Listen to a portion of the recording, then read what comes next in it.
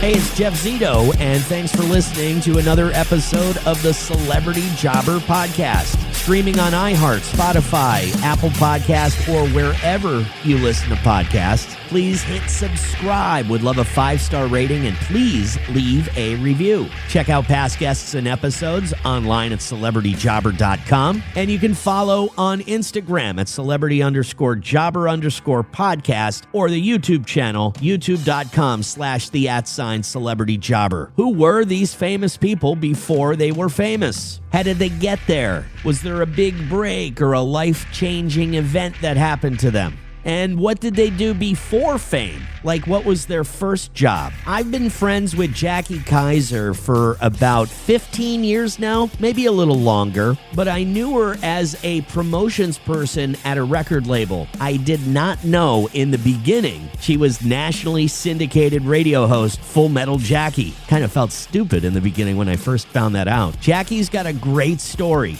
And she's got a new book called Certified, the 50 Most Influential Heavy Metal Songs of the 80s. We'll talk about all of Jackie's jobs in the music business. We'll talk about how she got started, her big break, who named her Full Metal Jackie, and how about her first job before radio. Jackie has interviewed the biggest giants in the world of metal. Artists like Ozzy Osbourne, Rob Halford, Dave Mustaine, Slayer. Who inspired her to get into the music business? Jackie Kaiser, a.k.a. Full Metal Jackie, is my guest this week on Celebrity Jobber. The Celebrity Jobber Podcast with Jeff Zito. If you like what you hear, please subscribe, give a 5-star rating, and leave a review. Check out all our past episodes on Apple Podcasts, Spotify, or wherever you pod. What if these celebrities weren't famous? What would they have become? What was their first job? We're about to find out. So I find out right around the holidays that you just came out with a book. And by the way, I just received in the mail my autographed copy of your book, Certified, the 50 Most Influential Heavy Metal Songs of the 80s. And you can purchase your copy online at fullmetaljackieradio.com in the merch store. So people that write books to me are fascinating because I feel like the anxiety level would be at like a 10. Especially when you make the decision to write a book. You're sitting at a computer and you're like, okay, gonna write a book. It's gonna be about an inch thick. I've got nothing. And then you write Once Upon a Time or whatever. And I don't know, man. First of all, like, what made you want to do this? So early days when I was doing my show, I wanted to play a lot of songs that were never meant for radio, right? You know, there's songs that you want to pull out of the archives or whatever and play, and you're like, oh, there was never a radio edit. I'm going to make my own. What do? You pull up the lyrics and you sit there and you read the lyrics as you're listening to the song and you create your own edit, right? We've all done it as radio people. Sure. So I did that a lot, like a lot. And with that, you're really getting into the lyrics, not just looking for the F-bombs or the whatever bombs, but you're reading the lyrics and as a story, let's say, or you're finding out you've been singing the song wrong, which happens a lot and is actually hilarious. But B, you really start to think about how we're maybe singing these songs with joy and with whatever feeling we're having. But a lot of these stories are, could be dark or not even what we thought it was when we're singing them. And that's what sort of like stoked this idea for me about really making a book about lyrics. And if you're going to write a book about lyrics, you got to talk to the folks that wrote them. So then I started, putting a list together like, okay, if I was going to do this, which songs would I feature? And that was the hardest part, is to narrow it down, because that kind of a book can go on forever, right? Did you ever find ever run into the issue? Maybe it's different because you're Full Metal Jackie, and in the heavy metal genre, your name carries a lot of weight. So maybe it's different. But did you ever run into the situation where these lyrics are just so personal to these guys, they don't want to tell you exactly? They're like, yeah, it's up for interpretation. You hear that a lot. You're right. A lot of artists are like, I don't want to tell people what they should think this song is about, because a lot of times songs end up meaning different things to different different people. But the reality is when an artist wrote a song, there was something going on at that time, or they were in a certain mindset. So it really wasn't just like, hi, Rob Halford, could you tell me what Breaking the Law is about? It was really just talking about, where they were at that time. And a lot of these songs were, they're pretty old. So it was like taking a trip down memory lane and really painting a picture about what was going on in that time, which is really what is important and what affected what they were writing about at that time, But again, I just want to say that one of the biggest things that I took away from this project was misinterpretation. That's sort of like a core theme. A lot of these songs were misunderstood, right? Because let's be honest, people, if they just focus on the titles or the imagery or the shock value instead of intent, they really, that's why hearing it from the artists really mattered to me. The Celebrity Jobber Podcast with Jeff Zito. The Celebrity Jobber Podcast with Jeff Zito. So, Jackie, let's rewind it all the way back. When you were a little girl, you grew up in New Jersey, correct? I did. And you became a fan of music at what age? I would say probably 12, 13. And I have an older sibling, which is how a lot of us get introduced to music that we're fans of, right? And I have an older sister who at that time was working at, early days, when we were like in school, she ended up ultimately working at WSOU, where I ended up working at Seton Hall's, college radio station, a full-on metal station. But, growing up in New Jersey, like that music was very prevalent at that time. And I got to see a lot of shows, and a lot of it was featured on MTV at the time. And before there was sort of this shift with, grunge and everything changed.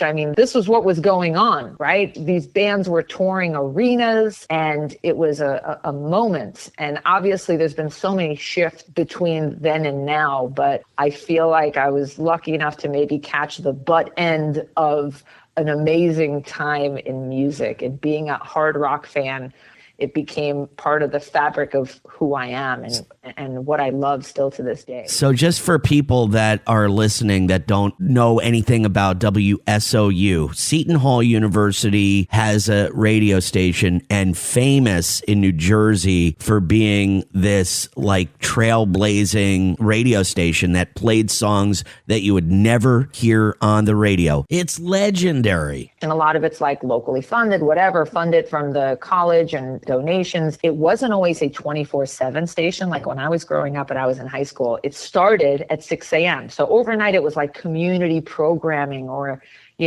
cultural, just, weird stuff that was happening overnight. And at 6 a.m. they would open with some epic metal song. And I was listening as, my sister and I would be listening as we were getting ready for school.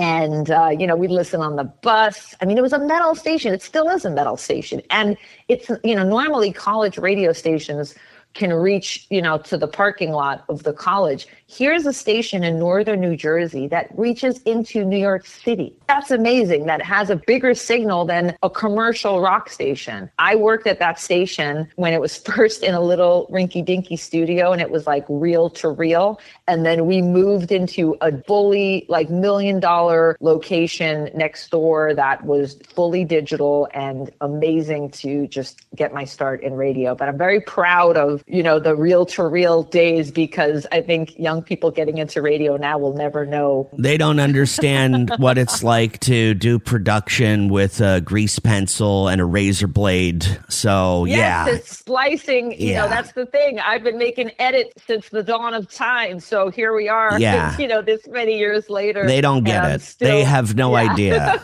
They have no idea. So Jackie. Only radio nerds like us. Right. I know. It will reveal how old we are, too. So. Hey. I know. Calm down. I know. Well, I'm there, too. Everything hurts. So, Jackie, WSOU, definitely very influential. And you had an older sister that got you into music. Can you tell me, between the time that you start at WSOU and now, in case people don't know, Jackie has, like I said, a nationally syndicated radio show, and she also works in the music business.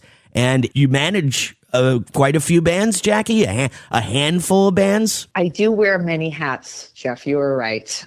So ever since I just started working, right, like I was old enough to have a job, I wanted to do everything, right? I was DJing I was a DJ at a radio station. I would do fill-ins. I would do my own shifts. And then I had my regular, full-time day job. So I would, sometimes fill it. And, and only radio nerds like us will get this. But when you're starting out in radio and you get a job at a commercial radio station and they're like, call you up to fill in for something like, hey, could you fill on this weekend shift? Could you fill in on Christmas? Could you fill in on... You're in the car. You are on your way. I'm saying yes before I even know. Yep. They're like, hey, Jackie, can you... Yes, I'm on my way. Like you said yes before you even know. Right. Knew when it was, and that was your life. There were times where I was doing midnight till 6 filling in for the overnight guy and then going to my daytime job with a smile because I was so happy to get that opportunity to get in that time, being on the radio. I would do that for when they said, I need you to board op on this holiday. Yes. I wanted to do all of it. I was happy to do all of it. And it just, started from just a huge love of radio. And it wasn't just radio I wanted to do. I was very interested in the music business. So I decided to move to Southern California and I wanted to work for what was the biggest artist management company at that time. It was a company called The Firm that had everybody from Korn and Limp Bizkit and Linkin Park, all those bands in their heyday. So I moved to Southern California to work at The Firm, and I still was doing radio, and it ultimately, led to me doing the Full Metal Jackie show. But it's like I didn't want to pick one or the other. So here I am this many years later, and I do a radio show, and I work at a management company, and I work at a record label, and I do multiple radio shows and channels and all the things. I mean, all the things that as a young Jackie growing up in New Jersey that I only dreamed of doing, maybe one this thing or that thing. Now I'm doing all the things. So I have 12 jobs and I love them all. Sleep is for sissies. Yeah, it is. Celebrity Jobber, the Celebrity Jobber podcast with Jeff Zito. Can you tell me, like, where do you feel like there was a moment where everything kind of connected, like a big break? What do you think your big break? Because I know there's so many different levels to your career and your trajectory. What was that defining moment that you think of? I really couldn't say it was one moment, but I will say that things don't just happen to you. Yes. Right? You have to make them happen.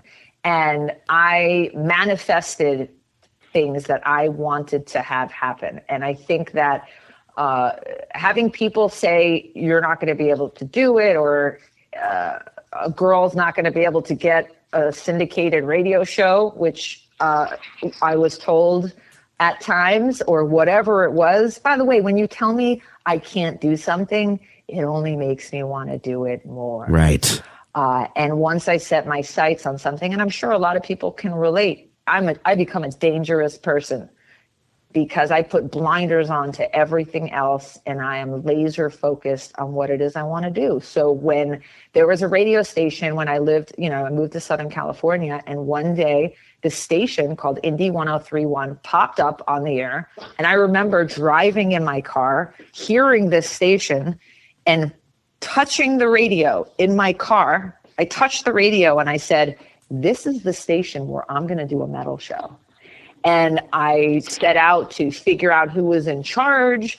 I knew somebody who knew somebody who knew somebody who knew that person, and hounded that person till they let me take them out to lunch. And I said, hey, and by the way, it was an alternative station. So like, why would they let me do a metal show? I don't know. But I said, hey, we are in Southern California and there's no active rock station. There's no metal station here.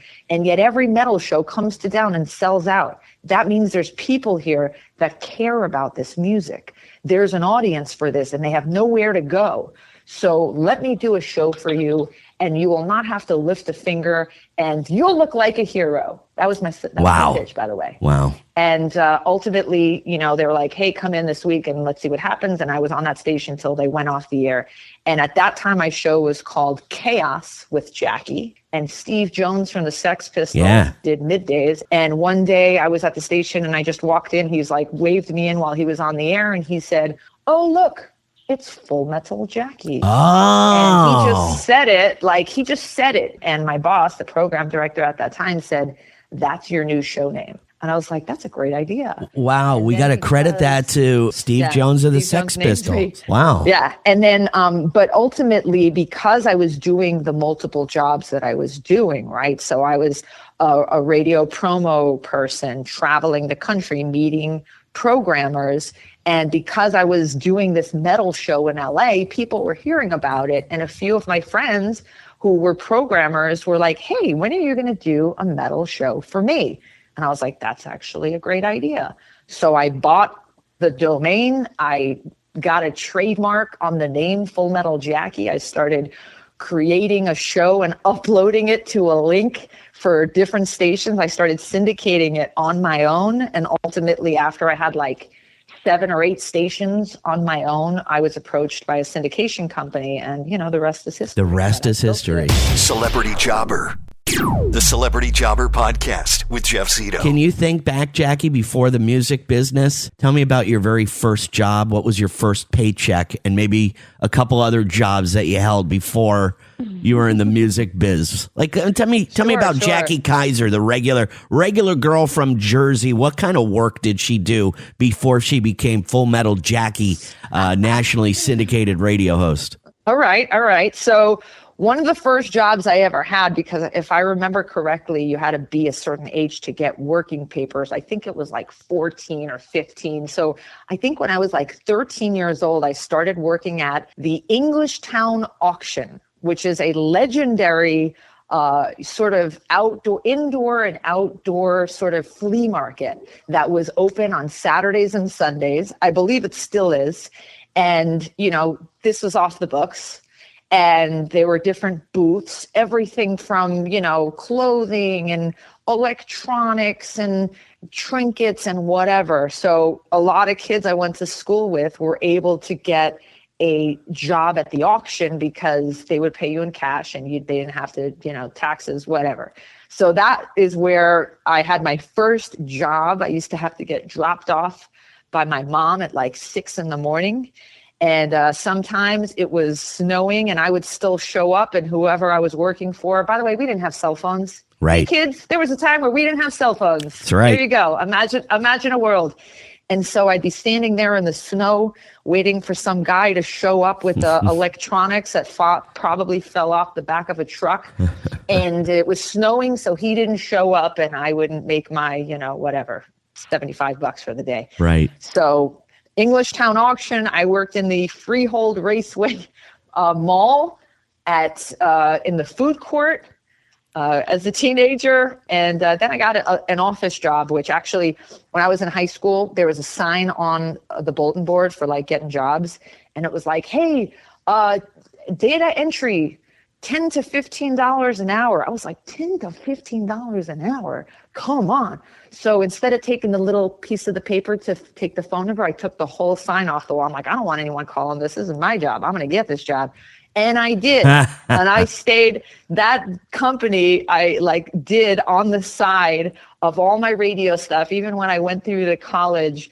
And because I stole the sign off the bulletin board, I worked for that company for like 15 years and made a lot of money and was able to really have a lot of freedom to do, all the stuff that I was wanting to do, right? DJ at the various stations in New Jersey. I DJ'd at a club. I worked at WSOU, WDHA in North Jersey, and WHTG in South Jersey, which early days I was following the footsteps of my radio and television hero, Matt Pinfield, who I'm so fortunate to call a friend to this day. And he's been dealing with some health problems, and I'm glad to see that he's actually getting better. He's doing great, but I wanted to follow in Matt's footsteps, and he was on WHTG, so I wanted to be on WHTG. He was on MTV. I wanted to be on MTV, which ultimately at some point I did host an episode of Headbangers Ball for my book. There was a Full Metal Jackie certified, episode. And also Matt used to be a DJ at this club in New Brunswick, called the Melody Bar. Yeah. And I was like, that's where Matt did. So that's what I wanted to do. So I DJ'd at that club. So I was like DJing at a club one night a week, doing that job where I stole the sign off the bulletin board all day during the day, DJing at the radio stations. By the way, at one point I was working for DHA and HTG at the same time. Wow. So there were days where I was like doing one shift and then driving across the state, going to the other station. Because, like I said, for us fans, or us radio nerds, we were like, I'll do whatever. Anytime you are willing to have me in there, like I'm there. Right. I'm sure you can hear my dog Bear barking during the whole interview here. So I had to ask, how is Lemmy? Lemmy is the cutest dog in the world, and I love him. And he is the bestest boy. There you go. Well, Jackie, look, the book, Full Metal Jackie Certified, the 50 most influential heavy metal songs of the 80s. I mean, you used to say you get it at Barnes and Noble. I guess people know how to buy books these days. I have signed copies up for sale at fullmetaljackieradio.com. Jackie, thank you so much for your time again, and congratulations on all your success. And I'm sure we'll talk soon. Thank you so much for having me. I really appreciate it. Really great talking to Jackie. As she mentioned earlier, we're radio nerds. So if you're still in the radio business today, the industry has changed dramatically over the course of the last 20 or 25 years. So if you're still in the business today, making a living, you wear a lot of different hats. And she does. Nationally syndicated radio show, record label, artist management, responsible for discovering the band Five Finger Death Punch. Just came out with the book, once again, Certified, the 50 most influential heavy metal songs of the 80s. You can purchase an autographed copy at fullmetaljackieradio.com. Talking about some of her first jobs before radio, she worked at the Englishtown auction. She also worked at the food court. I think she said it was at the Freehold Raceway Mall. And then she talked about an office job doing data entry. So all that stuff before radio, before the music biz. She got interested in music because she had an older sister, and by wanting to follow in the footsteps of the legendary Matt Pinfield, who was definitely one of my major influences as well. And as far as a big break is concerned, she had a lot of breaks along the way. But I'm going to say, starting at that radio station to do that metal show, Steve Jones from the Sex Pistols doing middays and saying Full Metal Jackie coming up next. I gotta say,